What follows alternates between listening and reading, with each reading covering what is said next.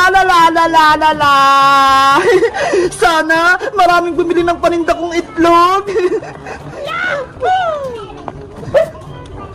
Nasa na si Ate Pepang? Gabi na ka.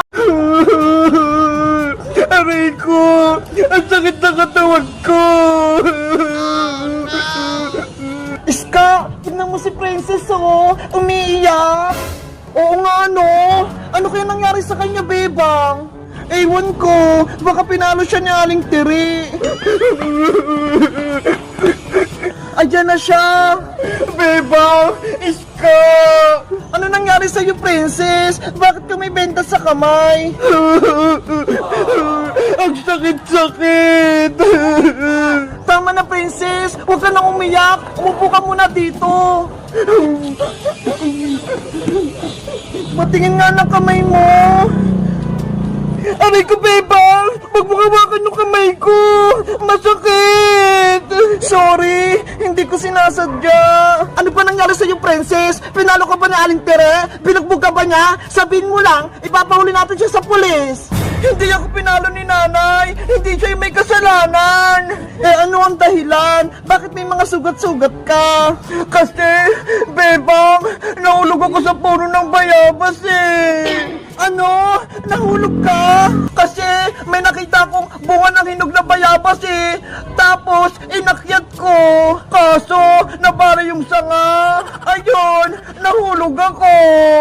Katakawan mo kasi, Princess eh. Ayan tuloy, nahulog ka. Iska, huwag ka nang tumawa. Nahulog na nga si Princess eh. Tumatawa ka pa. Ay, sorry.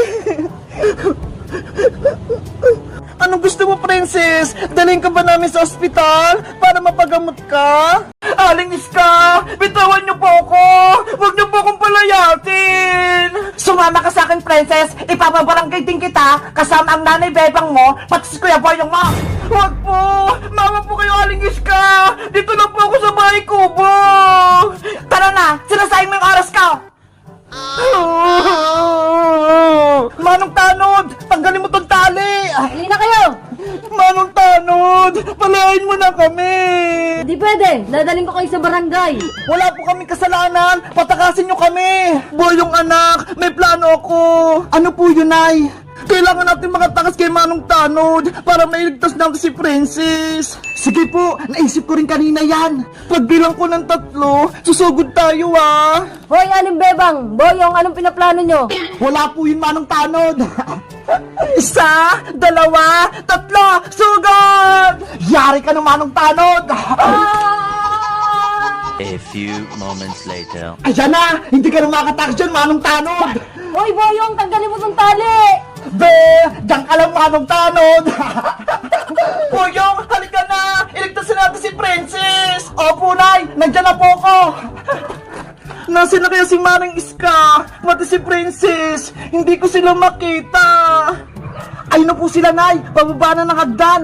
Bilisan mo, Princess. Excited na akong tumira dito sa bahay kubo nyo kapag nawala na kayo. Kahit anong gawin nyo, hindi nyo makuha yung bahay namin. Yan yung akala mo na palayos ko na ang nanay Bebang mo, ang Kuya Boyong mo, at ikaw naman ang isusunod ko. Wala kayong puso, Aling Iska. Masama kayong tao. Ay, aba, ang talas ng bibig mo, ha? Aray ko! Princess, anak! Nay, iligtas na po natin si Princess. Kawawa na po siya. Tara na, Boyong. Lapitan sa akin si Manang Iska. Princess, nandyan na ako. Nag-iinarte ka ba dyan, Princess? Bumaba ka na dyan. Manang Iska, huwag masaktan yung anak ko. Maring Bebang, paano kayo nakatakas kay Manong Tanod? Tinali na po namin si Manong Tanod. Wala ka nakakampi, Aling Iska. Ano? Wala na si Manong Tanod? Lagot na po kayo, Aling Iska. Kayo naman yung palalayasin namin.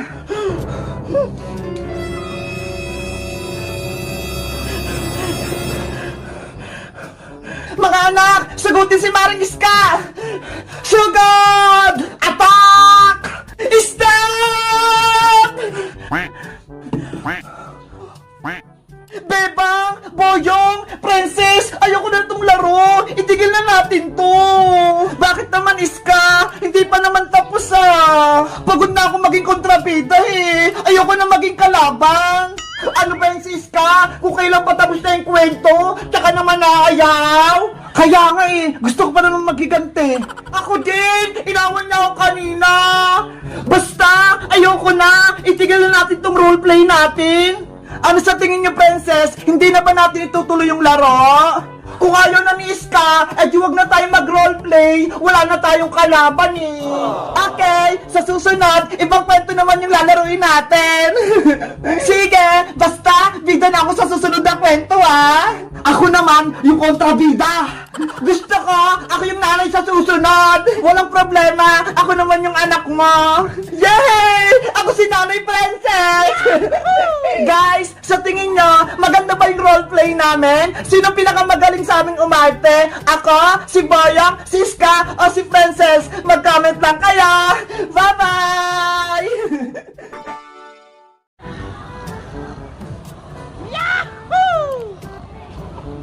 Bebang! Bebang! Halika na! Maglaro na tayo!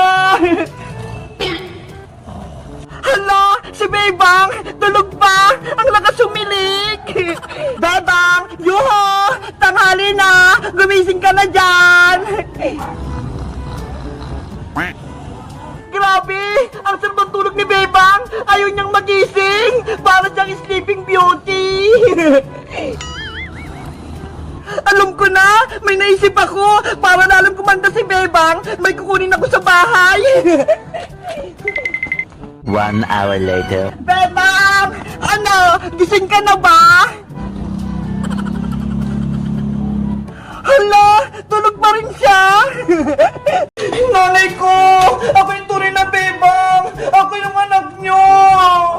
Huwag kang maniwala sa kanya, Nanay Sitang! Isang peking Bebang yung nasa labas! Naguguluhan ako! Nalilito! Sumasakit pa yung ulo ko! Nay! Maniwala po kayo sa akin! Ako yung tunay na Bebang! Tumahimik ka nga, peking Bebang! Nagugulo ka lang dito eh! Umalis ka na!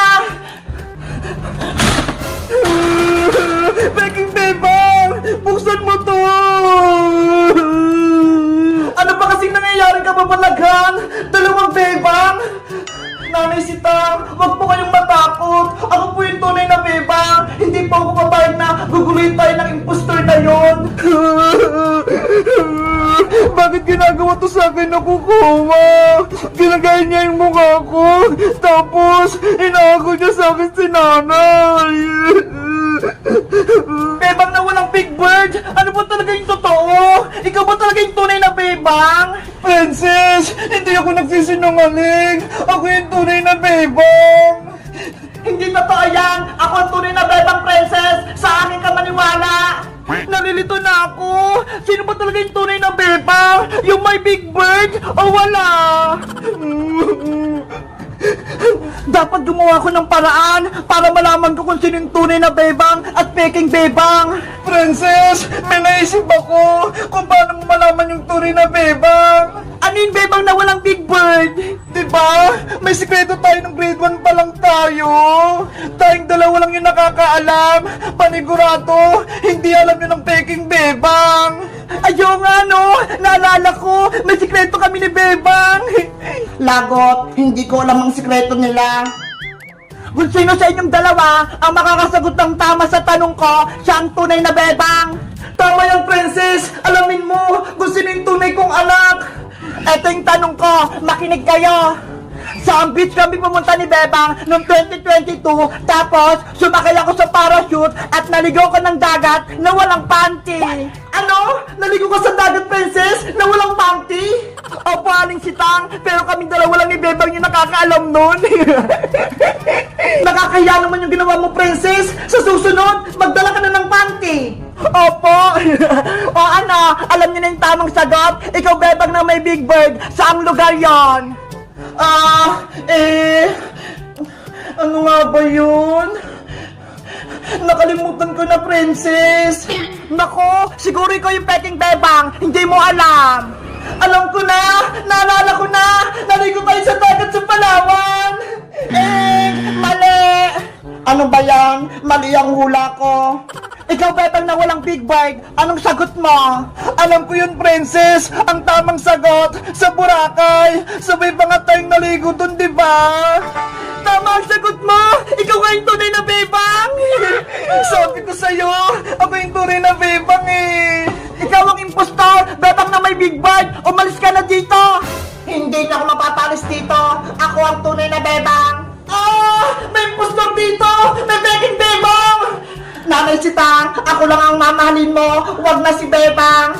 Kukawa! Huwag ka namang gulo! Huwag ka magpanggap na Bebang! Ano? Ikaw si Kukawa? Ginaya mo si Bebang? Nanay Sitang, ako si Bebang! Ako yung anak nyo! Niloloko mo, Kukawa! Sinungaling ka! Nagpapanggap ng Bebang! Hindi kita mapapatawad! Kung hindi kayo papayag, tatapusin ko na lang si Bebang! Ah! Ha ha ha ha! Ayan nga! Mawawala ka na, Bebang! Kukawa! Huwag mo siya